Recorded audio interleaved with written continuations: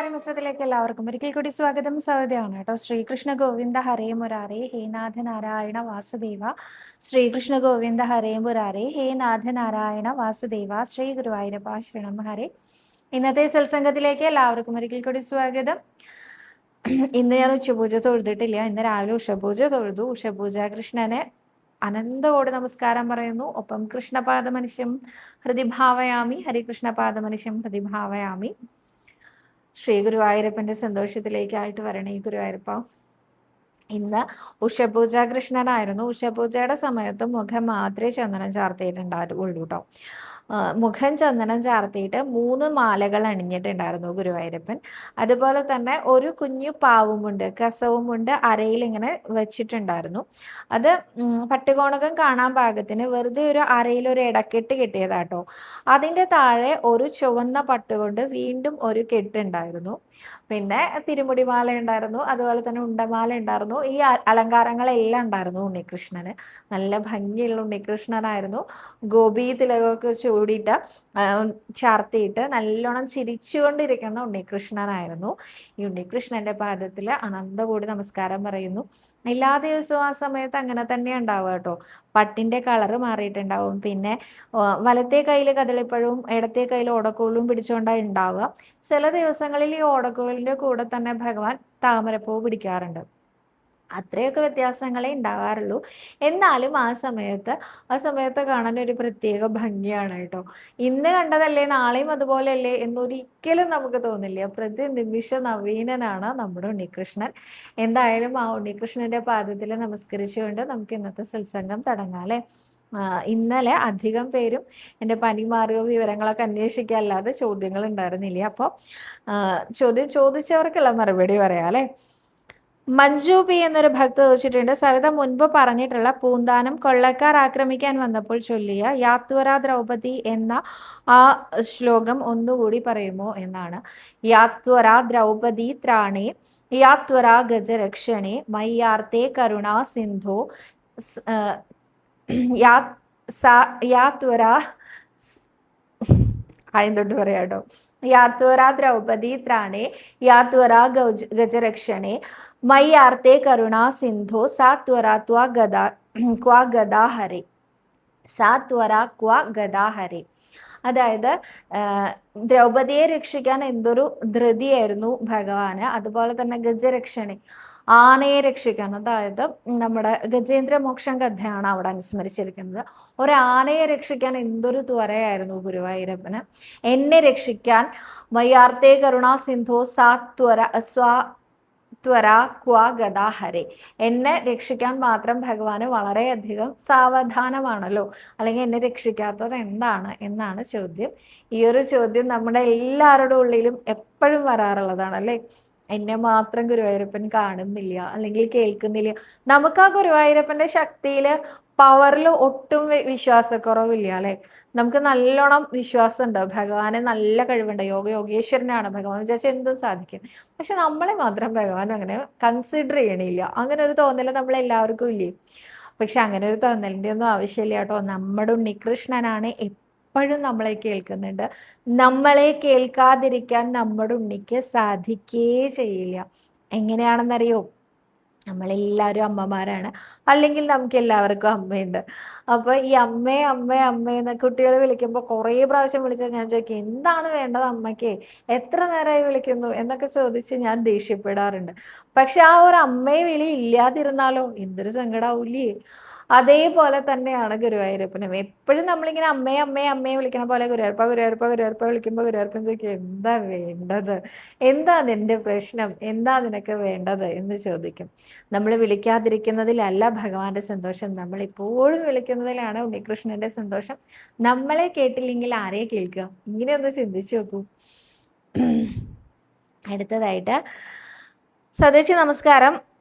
ഞങ്ങൾ automobile industry open ആക്കിയിട്ടുണ്ട്. ഗുരുവായൂരിൽ വരുമ്പോൾ ഇൻഡസ്ട്രി ഉയർച്ചയിലെത്തുവാൻ എന്ത് വഴിപാടാണ് ചെയ്യേണ്ടത്? ഞങ്ങളുടെ ഷോപ്പിൻ്റെ വിസിറ്റിംഗ് കാർഡ് ഭഗവാന് സമർപ്പിക്കാൻ പറ്റുമോ എന്നാണ് സന എന്ന ഭക്ത ചോദിച്ചിരിക്കുന്നത്. തീർച്ചയായിട്ടും ഷോപ്പിൻ്റെ വിസിറ്റിംഗ് കാർഡ് ഗുരുവായൂരപ്പൻ്റെ മുമ്പിൽ മണ്ഡപത്തിൽ കൊണ്ടുവന്ന് സമർപ്പിക്കാം. പിന്നെ വ്യാവസായിക പുരോഗതിക്ക് അല്ലെങ്കിൽ ബിസിനസ് വളരാനായിട്ട് കൃഷ്ണനാട്ടങ്ങളിലെ വിവിധവതം കൃഷ്ണനാട്ടങ്ങളി, കാർഷിക അഭിവൃദ്ധി, വ്യാവസായിക പുരോഗതി എന്നൊക്കെയാണ് അതിൻ്റെ ഒരു ഫലശ്രുതി വരുന്നത്.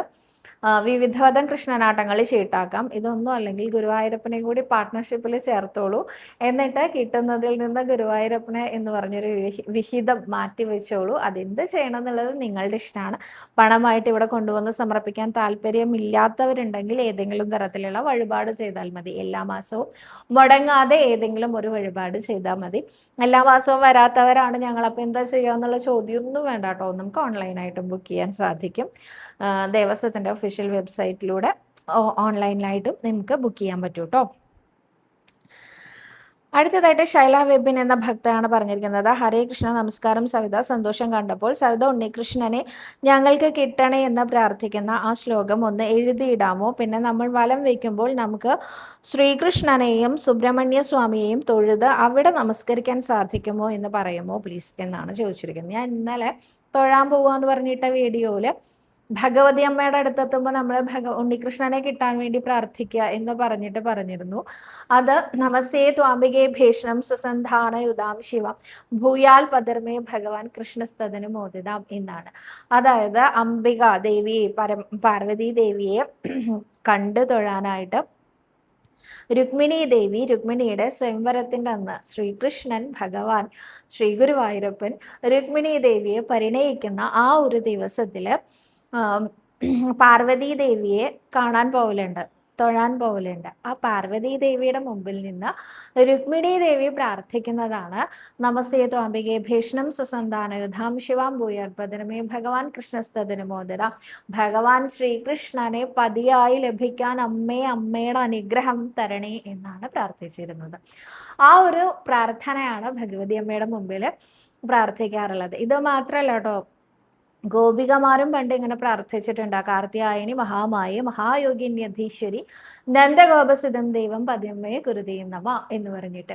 അതായത് ഇത് തന്നെയാണ് അർത്ഥം. നന്ദഗോപസുതനായിട്ടുള്ള ഉണ്ണികൃഷ്ണനെ ഞങ്ങൾക്ക് പതിയായി ലഭിക്കണേ എന്ന് പ്രാർത്ഥിച്ചുകൊണ്ട് ഒരു കൂട്ടം ഗോപികമാരെ കാർത്തിയായനി സേവ ചെയ്യേണ്ടായി. അപ്പോൾ ഈ അമ്മ കാർത്തിയായനി ദേവി നേരെ ഭഗവാന്റെ അടുത്തേക്കാണ് ചെന്നത്. ഭഗവാനോട് പറഞ്ഞു അത്രേ, ഇങ്ങനെ കുറച്ച് കുട്ടികൾ പ്രാർത്ഥിക്കേണ്ട, ഞാൻ എന്താ ചെയ്യേണ്ടതെന്ന്.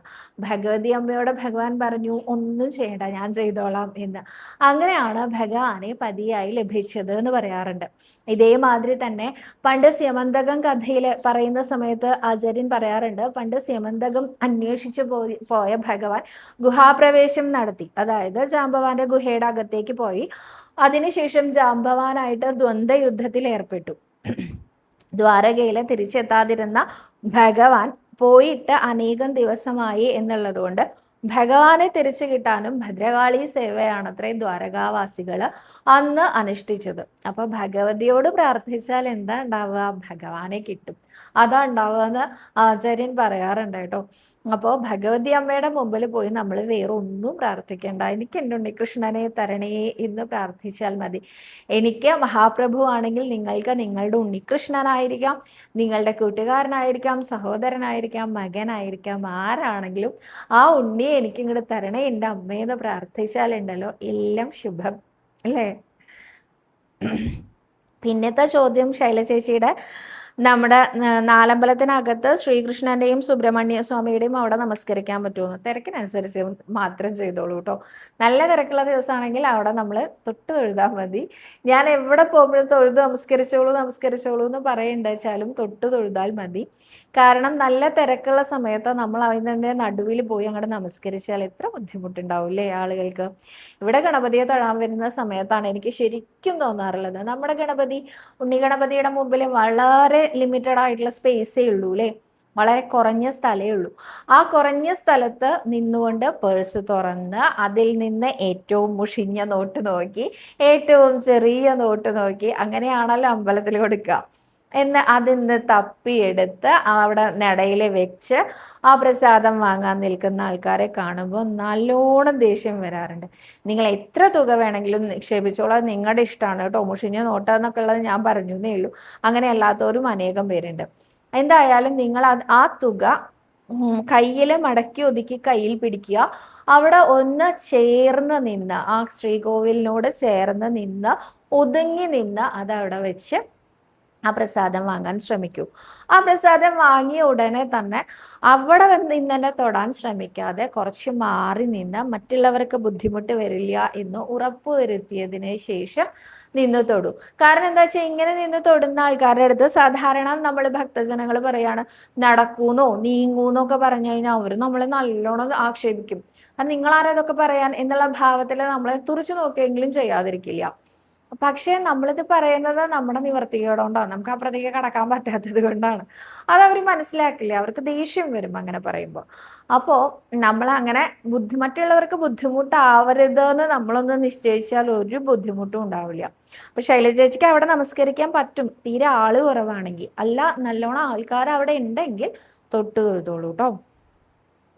അതും സുബ്രഹ്മണ്യ സ്വാമിയുടെ അവിടേക്ക് തൊട്ട് തൊഴാൻ പറ്റില്ല, അത്ര അടുത്തേക്ക് നീങ്ങാൻ പറ്റില്ല. കാരണം അവിടെയാണ് ശുദ്ധമായിട്ടുള്ള സാധനങ്ങളൊക്കെ വെക്കാറുള്ളത്. ഭഗവാനെ നേദിക്കാനുള്ള പഞ്ചസാരയും ശർക്കരയും ഒക്കെ അവിടെ കൊണ്ടുവയ്ക്കാറുണ്ട് ഓൾറെഡി കൊയ്മമാര്. അപ്പൊ അതുകൊണ്ട് തന്നെ അത് ശുദ്ധമായിട്ടുള്ളത്, ശുദ്ധം മാറാതിരിക്കാൻ വേണ്ടിയിട്ട് കയറ് കെട്ടി തിരിച്ച് മാറ്റി വെച്ചിരിക്കുന്ന സ്ഥലമാണ്. അപ്പൊ കുറച്ച് അകലയിൽ നിന്ന് മാത്രമേ നമുക്ക് കാണാൻ പറ്റുള്ളൂ കേട്ടോ. അടുത്തതായിട്ട് അമൃത എന്ന ഭക്തയാണ് ചോദിച്ചിരിക്കുന്നത്, നരസിംഹമൂർത്തിയുടെ ഫോട്ടോ വീട്ടിൽ വെക്കാൻ പാടൂ എന്നാണ് ചോദിച്ചിരിക്കുന്നത്. ലക്ഷ്മി നരസിംഹമൂർത്തി ആണെങ്കിൽ വീട്ടിൽ വെക്കാം, ഉഗ്ര നരസിംഹമൂർത്തിയുടെ ഫോട്ടോ വീട്ടിലേക്ക് വെക്കാൻ പാടില്ല എന്നാണ് ഞാൻ കേട്ടിട്ടുള്ളത് കേട്ടോ. എൻ്റെ വീട്ടിലില്ല, ഉഗ്ര നരസിംഹമൂർത്തിയുടെ ഫോട്ടോ ഇല്ല. ഉഗ്ര നരസിംഹമൂർത്തിയുടെ ഫോട്ടോ വെക്കാൻ പാടില്ല എന്ന് ഞാൻ കേട്ടിട്ടുമുണ്ട്. എന്നാൽ ലക്ഷ്മി നരസിംഹമൂർത്തി പ്രഹ്ലാദനെ മടിയിലിരുത്തി ശാന്തസ്വരൂപനായിട്ടുള്ള ആ നരസിംഹമൂർത്തിയെ വെക്കാൻ പാടുന്നു ഞാൻ കേട്ടിട്ടുണ്ട് കേട്ടോ. അപ്പോൾ കൂടുതൽ അറിവുള്ള ആളുകളോട് ചോദിച്ചിട്ട് വേണ്ടതുപോലെ ചെയ്യൂ. ബിന്ദു എന്ന ഭക്തയാണ് അടുത്തതായിട്ട് പറയുന്നത്. നമസ്കാരം സവിത, എൻ്റെ അമ്മയിൽ നിന്നാണ് ഈ ചാനൽ മനസ്സിലാക്കിയത്. ഒരു കാര്യം ശ്രദ്ധയിൽപ്പെടുത്താൻ ആഗ്രഹിക്കുന്നു. അവതരണം വളരെ വളരെ മികച്ചതാണ്, എങ്കിലും കുറേ അമ്മമാരാണ് നമ്മുടെ ചുറ്റുമുള്ളത്. അതിനാൽ ഇംഗ്ലീഷ് വേർഡ്സ് കഴിയുന്നതും ഒഴിവാക്കണേ. ചെറിയ വാക്കുകളായിരിക്കാം, പക്ഷെ എന്താ അതെന്ന് പെട്ടെന്ന് അവർക്ക് മനസ്സിലാകാതെ പോകും എന്നാണ് പറഞ്ഞിരിക്കുന്നത്. ബിന്ദു ചേച്ചി, തീർച്ചയായിട്ടും ഞാനിത് കൺസിഡർ ചെയ്യാം കേട്ടോ. എന്നോട് ഇതിനു മുമ്പ് രാഗി എന്ന് പറഞ്ഞൊരു ചേച്ചിയും കൂടി ഇതന്നെ പറഞ്ഞിട്ടുണ്ടായിരുന്നു. രാഗി ചേച്ചിയുടെ അന്ന് ഞാൻ രാഗി ചേച്ചിയോട് പ്രോമിസ് ചെയ്തിട്ടുണ്ടായിരുന്നു ഞാൻ കഴിവതും ഒഴിവാക്കാമെന്ന്. എന്നാലും പിന്നെയും ഇടയ്ക്കൊക്കെ നമ്മൾ ഈ ഡെയിലി യൂസ് ചെയ്യുന്ന എല്ലാ ദിവസവും ഉപയോഗിക്കണ വാക്കുകൾ നമുക്ക് അറിയാണ്ട് വന്നു പോണതാണ്. അതല്ലാതെ എനിക്ക് കടുകട്ടിയായിട്ടുള്ള വാക്കുകളൊന്നും ഞാൻ പറയാറില്ല എന്നാണ് എൻ്റെ ഒരു വിശ്വാസം കേട്ടോ. എന്നാലും ചിലപ്പോൾ എടുത്തു നോക്കിയാൽ അതിന് കുറച്ച് മനസ്സിലാവാൻ ബുദ്ധിമുട്ടുള്ള എന്തെങ്കിലും പറഞ്ഞോ എന്നറിയില്ല. പക്ഷെ ചില ആളുകളുടെ വിചാരം, ഞാൻ അന്ന് ഒരു ലൈവില് പറഞ്ഞിരുന്നു മലയാളത്തിൽ എഴുതിയിട്ടുള്ള കമൻസ് ആണെങ്കിൽ എനിക്ക് പെട്ടെന്ന് വായിക്കാൻ പറ്റുന്നുണ്ടെന്ന്. അതിൻ്റെ കാരണം എന്താ വെച്ചാൽ മലയാളത്തിൽ എഴുതുമ്പോൾ കുറച്ച് വലിയ അക്ഷരങ്ങളിലായിട്ടാണ് വരുന്നത്, അതും പെട്ടെന്ന് കയറി പോവില്ല. ഇംഗ്ലീഷിൽ എഴുതുമ്പോൾ ഐ എം ഫൈൻ എന്ന് എഴുതുമ്പോൾ ഒരൊറ്റ ലൈനിൽ വന്നു പോകും, അത് വേഗം കടന്നു പോകും. ഞാൻ സുഖമായിരിക്കുന്നു എന്ന് പറയുമ്പോൾ അത് അതിനേക്കാളും നീളം കൂടുതലാണല്ലോ, അപ്പൊ പതുക്കെ അത് സ്ക്രോൾ അപ്പ് ആവുള്ളൂ. ഇതാണ് ഞാൻ ഉദ്ദേശിച്ചത്. മലയാളത്തിലുള്ള കമന്റ് ആണെങ്കിൽ എനിക്ക് വായിക്കാൻ എളുപ്പമുണ്ടാണ്. പക്ഷെ പലരും തെറ്റിദ്ധരിച്ചത് ഞാൻ മലയാളം കമന്റ് മാത്രമേ വായിക്കുള്ളൂ എന്നാണ്. അങ്ങനെയൊന്നുമില്ല. ഇംഗ്ലീഷില് മംഗ്ലീഷില് ഒക്കെ എഴുതിയ കമന്റ്സും ഞാൻ വായിക്കാറുണ്ട്, അതും ഞാനിവിടെ അവതരിപ്പിക്കാറുണ്ട്. പല കമൻസും ഞാൻ ഇംഗ്ലീഷിൽ എഴുതിയത് ഞാൻ മലയാളത്തിൽ പറയുക പതിവ്. ആ കമൻറ്റ് അവിടെ ഇരുന്ന് വായിച്ചിട്ട് ഒരു കാര്യമില്ല, അറിയാത്ത പല ആൾക്കാരും ഉണ്ടാവും. അപ്പം അതുകൊണ്ട് മലയാളത്തിൽ എന്ന് തന്നെയാണ് ഞാൻ വായിച്ചിട്ട് പറഞ്ഞത്. അപ്പം എനിക്ക് എന്താ പറയുക, മലയാളം മാത്രമേ ഞാൻ എടുക്കുള്ളൂ അങ്ങനെ നിർബന്ധമില്ല. പക്ഷെ ഞാനിവിടെ അവതരിപ്പിക്കുമ്പോൾ മലയാളം വാക്കുകൾ മാത്രം പറയാനായിട്ട് ശ്രമിക്കാം കേട്ടോ. അടുത്തതായിട്ട് ആനക്കൊമ്പൻ എന്ന ഐഡിയിൽ നിന്നാണ്, സവിത നമ്മുടെ വീടിൻ്റെ മുന്നിലൂടെ, അതായത് തെക്ക് വടക്ക് വഴി നടക്കുന്നത് കൊണ്ട് ദോഷമുണ്ടോ ഒന്ന് പറഞ്ഞു തരണേ. എനിക്കറിയില്ല, എനിക്ക് വീടിൻ്റെ വാസ്തു അങ്ങനത്തെ കാര്യങ്ങൾ ഒന്നും അറിയില്ല കേട്ടോ. ഞാൻ അതിനൊന്നും ഒരുപാട് ഇമ്പോർട്ടൻസ് കൊടുക്കാറില്ല എന്നുള്ളത് വേറൊരു കാര്യം. അപ്പോൾ വാസ്തുവിലൊന്നും സവിത വിശ്വസിക്കുന്നില്ലേ? വാസ്തു, ജാതകം, ഇതൊക്കെ ജ്യോതിഷശാസ്ത്രം എന്ന് പറയില്ലേ, അതിലും അതുപോലെ തന്നെ വാസ്തുശാസ്ത്രം എന്ന് പറയില്ലേ, ഇതിലും ഒക്കെ എനിക്കൊരു പരിധി മാത്രമേ ഉള്ളൂ. എന്താ പറയുക, ഓവറോൾ വിശ്വാസം എന്ന് പറയില്ലേ, ഇതൊക്കെ സത്യമാണ്, ഞാൻ ഇല്ലാത്തതാണ് എന്നൊന്നും പറയണില്ല. പക്ഷെ ഒരു ഓവറോൾ ഇത് മാത്രമേ ഞാൻ ശ്രദ്ധിക്കാറുള്ളൂ. അല്ലാതെ എല്ലാം കട്ടുകിട വ്യത്യാസപ്പെടാതെ നോക്കുക എന്ന് പറഞ്ഞാൽ നമുക്കത് പ്രാക്ടിക്കൽ അല്ല. നമുക്ക് നമ്മുടെ മനസ്സമാധാനം കളയുക എന്നാണ് അതുകൊണ്ട് ഉദ്ദേശിക്കുന്നത്. എന്തിനാ അങ്ങനെ നിൽക്കണേ? അതിൻ്റെ ആവശ്യമില്ല. കാരണം എന്താ വെച്ചാൽ, അപ്പൊ പെട്ടെന്ന് ഒരു വീട് കണ്ടു കഴിഞ്ഞാൽ അടുക്കളയുടെ മുകളിലായിട്ട് ഫസ്റ്റ് ഫ്ലോറിൽ അവിടെ ബാത്റൂം വരാൻ പാടില്ല. അത് ഞാൻ കേട്ടിട്ടുണ്ട്. അപ്പൊ എനിക്ക് അതിലൊരു വിശ്വാസമുണ്ട്. ഞാൻ വിചാരിക്കും അത് ശരിയാ. അതുപോലെ തന്നെ കോണിയുടെ ചോട്ടില് പൂജാമുറി വരാൻ പാടില്ല. അതും എനിക്ക് കേട്ടപ്പോ ശരിയാണ്. അതല്ലാതെ ഒരുപാട് കന്നിമൂലയിൽ ബാത്റൂം വരാൻ പാടില്ല. ഇങ്ങനെ കുറച്ച് എന്താ പറയുക, കോമൺ കൺസെപ്റ്റുകൾ ഉണ്ടല്ലോ. അതൊക്കെ ഇപ്പോഴത്തെ എല്ലാ എഞ്ചിനീയേഴ്സിനും അറിയാം. അവർ പറയുന്ന കോമൺ ആയിട്ടുള്ള ഫാക്ട്സ് അല്ലാതെ പലരും ഇപ്പം എൻ്റെ വീട് പുതിയ വീടാണ്. ഈ വീട് കാണാൻ വന്നിട്ട് പല ആൾക്കാരും ആക്ഷേപിച്ചിട്ടുണ്ടായിരുന്നു ഇതിനു മുമ്പ്. എന്താ പറയുക, തെക്കോട്ട് തിരിച്ച് കണ്ണാടി വെക്കാൻ പാടില്ല. അപ്പോൾ എന്താ തെക്കോട്ട് തിരിച്ച് കണ്ണാടി വെച്ചാൽ കിഴക്കോട്ട് തിരിച്ച് ടോയ്ലറ്റ് സീറ്റിംഗ് വെക്കാൻ പാടില്ല. അപ്പൊ നമ്മുടെ ആ ടോയ്ലറ്റിന്റെ പൊസിഷൻ അനുസരിച്ച് കിഴക്കോട്ടേ വരാൻ പറ്റുള്ളൂ അത്. അപ്പൊ എന്താ അങ്ങനെ അങ്ങനെ വരാൻ പാടില്ല, അത് ഭയങ്കര ദോഷമാണ്. ഞാൻ അതിനെ ഒന്നും വിശ്വസിക്കണില്ല. ഞാൻ അതിനൊക്കെ ചിരിച്ചുകൊണ്ട് ശരി ഓക്കെ ഇങ്ങനെ പറഞ്ഞു എന്നുള്ളതല്ലാതെ ഞാൻ അതിലൊന്നും വിശ്വസിക്കുന്നില്ല കേട്ടോ. കാരണം വല്ലാതെ ഒരു പരിധി വിട്ട് ഇതിലൊക്കെ ചിന്തിച്ചു കഴിഞ്ഞാൽ നമ്മൾ പിന്നെ എന്തിനാ ഗുരുവായൂരപ്പനെ വിളിക്കണേ? നമ്മുടെ ഉണ്ണികൃഷ്ണൻ നമ്മുടെ കൂടെ ഇല്ലേ? എന്തെങ്കിലും ഒരു ദോഷം വരുമ്പോൾ കയ്യും കെട്ടി നോക്കി നിൽക്കാനാണോ നമ്മുടെ ഉണ്ണികൃഷ്ണൻ നമ്മളുടെ കൂടെ ഉള്ളത്? ഒരിക്കലും അല്ല. ഒരു തരത്തിലുള്ള ബുദ്ധിമുട്ടുകളും നമുക്ക് വരാതിരിക്കാൻ നമ്മളെ ഇങ്ങനെ ചേർത്ത് പിടിക്കാനാണ് നമ്മുടെ ഉണ്ണികൃഷ്ണൻ നമ്മളോടൊപ്പം ഉള്ളത്. ഇങ്ങനെ പറയുന്ന സമയത്ത് പല ആളുകൾക്കും ചോദ്യം ഉണ്ടാവും, എന്നിട്ടാണോ എനിക്ക് ഇത്ര ബുദ്ധിമുട്ടെന്ന്. നിങ്ങൾ അത് ചിന്തിക്കുന്ന രീതി ഒന്ന് മാറ്റി ചിന്തിച്ചാൽ നിങ്ങൾക്ക് ശരിക്കും മനസ്സിലാവും. കഴിഞ്ഞ ദിവസം ഒരു പെൺകുട്ടി വിളിച്ചു, ഗുരുവായൂർ അമ്പലത്തിൽ വന്ന് തൊഴുത് പോവാറുണ്ട് ഞാൻ. ഈ തൊഴുത് അങ്ങോട്ട് എൻ്റെ വീട്ടിലേക്ക് എത്തുമ്പോഴേക്കും എനിക്ക് എന്തെങ്കിലും ഒരു ബാഡ് ന്യൂസ് കിട്ടും. അത് എല്ലാ തവണയും എനിക്ക് പതിവുള്ളതാണ്. എനിക്കതിൽ നല്ല മനപ്രയാസമുണ്ട്. അപ്പം ലാസ്റ്റ് ടൈം ഞാൻ വന്നപ്പോൾ എനിക്ക് ഒരുപാട് നേരം നിന്ന് തൊഴാൻ പറ്റി, നിർമ്മാല്യം തൊഴാൻ പറ്റി. ഭഗവാനെ ശരിക്കും കണ്ണ് നിറഞ്ഞ് ഞാൻ കണ്ടു, മനസ്സ് നിറഞ്ഞ് ഞാൻ കണ്ടു. പക്ഷെ തിരിച്ചു വന്നപ്പോൾ എൻ്റെ അനിയത്തി ആത്മഹത്യ ചെയ്തു, സൂയിസൈഡ് ചെയ്തു എന്നുള്ള വാർത്തയാണ് ഞാൻ അറിയുന്നത്. ഇത്ര വലിയൊരു ദുഃഖം തരാൻ വേണ്ടിയാണ് ഉണ്ണികൃഷ്ണൻ എന്നെ അത്ര നേരം തൊഴിയിച്ചതെന്ന് എനിക്കറിയില്ലായിരുന്നു. അതിലെനിക്ക് നല്ല സങ്കടമുണ്ട് എന്ന് പറഞ്ഞിട്ടാണ് ആ കുട്ടി വിളിച്ചത്. ഒന്ന് ആലോചിച്ച് നോക്കൂ, ആ അനിയത്തിയുടെ ആയുസ്സെത്തിയിരിക്കുന്നു. ആയുസ്സെത്തി ആ പെൺകുട്ടി എന്തായാലും മരിക്കും ഇല്ലേ? ഈ പെൺകുട്ടി ഇവിടെ ഗുരുവായൂർ അമ്പലത്തിൽ വന്ന് ഗുരുവായൂരപ്പനെ തൊഴുതത് കൊണ്ടാണ് തൻ്റെ താഴെയുള്ള വ്യക്തി മരിച്ചു എന്നറിഞ്ഞിട്ടും ജീവിച്ചിരിക്കാനുള്ള ധൈര്യം കിട്ടുന്നത്. അല്ലെങ്കിൽ എങ്ങനെയാ പറ്റുക? നമുക്ക് അത്ര വലിയ ദുഃഖമാണ് അല്ലെ? നമ്മുടെ താഴെയുള്ള ആളുകൾ ഓരോരുത്തർ, അത് ആരായാലും അനിയനോ അനിയത്തിയോ അല്ലെങ്കിൽ മക്കളോ ഒക്കെ ആവുമ്പോൾ നമുക്കത് താങ്ങാനൊരു ശക്തി ഉണ്ടാവില്ല. ആ ശക്തി നമുക്ക് എവിടുന്നാ കിട്ടുക? ആ ശക്തി നമുക്ക് ഗുരുവായൂരപ്പനിൽ നിന്ന് മാത്രമേ കിട്ടുള്ളൂ. അപ്പോൾ ആ കുട്ടീനെ ഇവിടെ വന്ന് തൊഴാൻ ഗുരുവായൂരപ്പൻ ഒരുപാട് നേരം നിർത്തി തൊഴിച്ചു എന്ന് പറഞ്ഞു. എന്തുകൊണ്ടാണെന്നറിയോ? നിനക്ക് ഞാനുണ്ട്, നീ ഇതാ വലിയൊരു ദുഃഖം നിന്നെ തേടി വരാൻ പോവുകയാണ്, നീ വിഷമിക്കരുത്, നിനക്ക് ഞാനുണ്ട്, നിന്റെ കൂടെ എപ്പോഴും ഞാനുണ്ട് എന്ന് ഗുരുവായൂരപ്പൻ പറയാണ്. അത് ആ കുട്ടിക്ക് ആ രീതിയിൽ ചിന്തിക്കാൻ സാധിച്ചിരുന്നെങ്കിൽ കുറച്ചുകൂടി മനസ്സമാധാനം കിട്ടിയേനെ അല്ലേ? അപ്പോൾ ഒന്ന് ആലോചിച്ച് നോക്കൂ, നമ്മൾ എപ്പോഴും ചിന്തിക്കേണ്ടത് അങ്ങനെയാണ്. നമ്മുടെ ഉണ്ണികൃഷ്ണനെ വേറൊരമ്മ എനിക്ക് മെസ്സേജ് അയച്ചു കേട്ടോ. ആ അമ്മ പറഞ്ഞത് എന്താണെന്നറിയോ? ഞങ്ങളുടെ വീട്ടിൽ ഒരുപാട് പ്രശ്നങ്ങളുണ്ട് പറഞ്ഞു അമ്മ. ഒരുപാട് പ്രശ്നങ്ങളുണ്ട്, ദുരിതങ്ങളുണ്ട്. ആളുകൾക്ക് മനോവ്യാധിയാണ് കൂടുതൽ വരുന്നത്, മാനസിക നില തെറ്റുക എന്നുള്ള അവസ്ഥയാണ് വരുന്നത്. ഞാൻ പണ്ടൊക്കെ കൃഷ്ണ ഗുരുവായൂരപ്പ എന്നൊക്കെ വിളിച്ചിരുന്നു. പക്ഷെ എന്നോട് പലരും പറഞ്ഞു ഭഗവാനെ വിളിച്ചാൽ ദുഃഖം കൂടും എന്ന്. അതോടുകൂടി ഞാനത് നിർത്തി. എനിക്കിപ്പോൾ അങ്ങനെ കൃഷ്ണ ഗുരുവായൂരപ്പ എന്ന് വിളിക്കാൻ തോന്നാറില്ല. ഭഗവാനോട് അടുത്താൽ അപ്പോൾ ദുഃഖം തരും എന്നാണ്. ആരാ ഇങ്ങനെയൊക്കെ പറയണേ? നമ്മുടെ ഉണ്ണികൃഷ്ണനെ വിളിച്ചാൽ എന്ത് ദുഃഖമാണെങ്കിലും അതിനെ തരണം ചെയ്യാനുള്ള മനസ്സ് അല്ലെങ്കിൽ ആ ഒരു ശക്തി അത് ഭഗവാൻ നമുക്ക് തരും. പിന്നെ ഈ വരുന്ന ദുഃഖങ്ങളൊക്കെ ഉണ്ടല്ലോ, നമ്മളുടെ കർമ്മദോഷം കൊണ്ടാണ്. നമുക്ക് നമ്മളെ ഇപ്പോഴേ അറിയുള്ളൂ. എനിക്ക് എന്നെ സവിതയെ മാത്രമേ അറിയുള്ളൂ, എന്നിലെ സവിതയെ മാത്രമേ എനിക്കറിയുള്ളൂ. ഞാൻ എന്താ ഗുരുവായൂർ മറഞ്ഞാടി ഇല്ലത്തെ പരമേശ്വരൻ നമ്പൂതിരിയുടെ രണ്ടാമത്തെ മകളാണ്, സവിതയാണ്. പ്ലാക്കുടി ഇല്ലത്തെ രാജ് കമലിന്റെ ഭാര്യയാണ്, മിത്രവിന്ദയുടെ അമ്മയാണ്. ഇങ്ങനെയൊക്കെ എനിക്കറിയുള്ളൂ അല്ലേ. പക്ഷെ എത്രയോ യുഗങ്ങളായിട്ട് എന്നെ ഭഗവാൻ അറിയുന്നുണ്ടാവും ഇല്ലേ, എൻ്റെ ഭഗവാൻ കൊണ്ട് നടത്തുന്നുണ്ടാവും എന്നെ. ഞാൻ ചെയ്തു വെച്ചിട്ടുള്ളതാണ് ഞാനിപ്പോൾ അനുഭവിക്കുന്നത്. ഞാൻ എന്താണ് ചെയ്തു വെച്ചിട്ടുള്ളത് എന്നുള്ളത് എനിക്കറിയില്ല. ഈ സവിതയായിട്ട് മാത്രമേ എനിക്കറിയുള്ളൂ ഞാൻ എന്തൊക്കെ ചെയ്തിട്ടുണ്ടെന്ന്. ഇതിനു മുൻപും എൻ്റെ ആത്മാവ് എക്സിസ്റ്റ് ചെയ്തിരുന്നു. ഇത് കഴിഞ്ഞാലും എൻ്റെ ആത്മാവ് നിലനിൽക്കും ഇല്ലേ. അപ്പൊ ഈ ആത്മാവിന്റെ സഞ്ചാരത്തില് എന്തൊക്കെ കർമ്മങ്ങളാണോ ചെയ്തിരിക്കുന്നത്, ആ കർമ്മത്തിനനുസരിച്ചുള്ള ഫലങ്ങളാണ് നമ്മൾ അനുഭവിച്ചുകൊണ്ടിരിക്കുന്നത്. അപ്പോൾ നമ്മൾ എന്തിനാ പിന്നെ ഭഗവാനെ വിളിക്കണം? അങ്ങനെ ഒരു ചോദ്യമില്ലേ.